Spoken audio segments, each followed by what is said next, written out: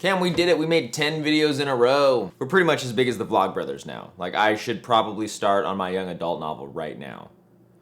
What should I call it? The Fault in Our Beards. It's about two brothers and how their prominent beards led them on a journey of self-discovery set in a dystopic future of sparkly vampire.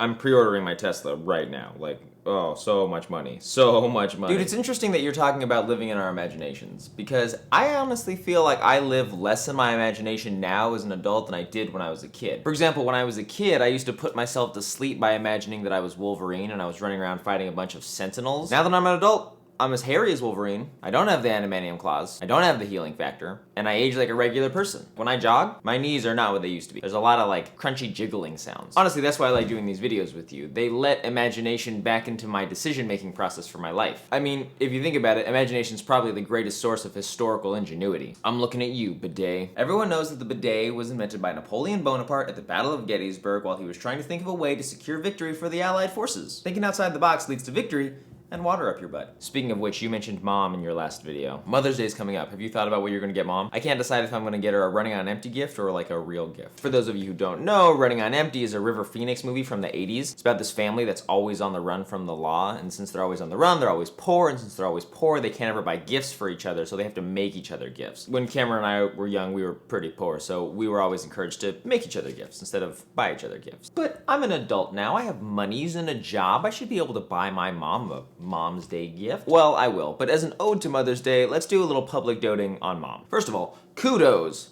on giving birth to 3 full people. I mean, honestly, the concept of birth is bananas in general. Like, the only reason more women aren't heralded as living legends is because we live in a dude-driven society. The day that one dude gives birth is the day that paternity leave is extended to 18 years. But all right, lots of moms give birth. Why is our mom so special? Because this woman is a living Jedi. Here's an example of how smart this lady is. Cameron, when we were younger, we did what most kids do at the end of October. We dressed up as little monsters and we went trick-or-treating. At the end of trick-or-treating, you have like a big sack of candy, and every kid wants to go home and like eat all their candy, but mom was smarter than that. She wouldn't let us run home and just gobble up all of our candy. She made us wait until after dinner every night for like the next month. Which meant that as a kid, the tension and pressure of getting to eat a piece of candy was super high after every dinner time. So at this point, I'm about 10, Sophie's around 8, and you're around 5 years old. So Sophie and I are a little bit more wise unto mom's ways, but you're still a toddler, you still don't get it yet. It's after dinner, we're all standing around, and mom's like,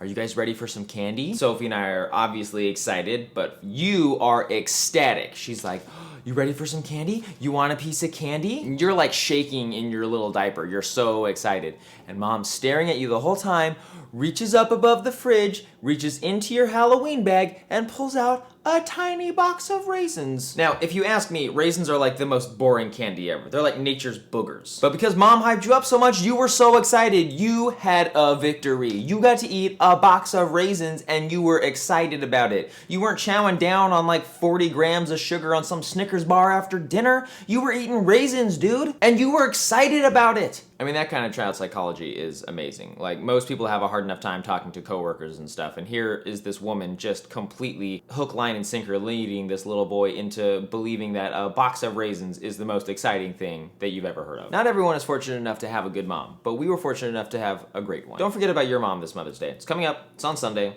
If you don't know what you're gonna get her, you could create a YouTube account for her, you could log her in, and then you could subscribe to the Druthers Brothers channels. We got good beards. Moms probably like beards, right? Just bring her over to us. We'll take care of her. Cameron, Mom, I love you.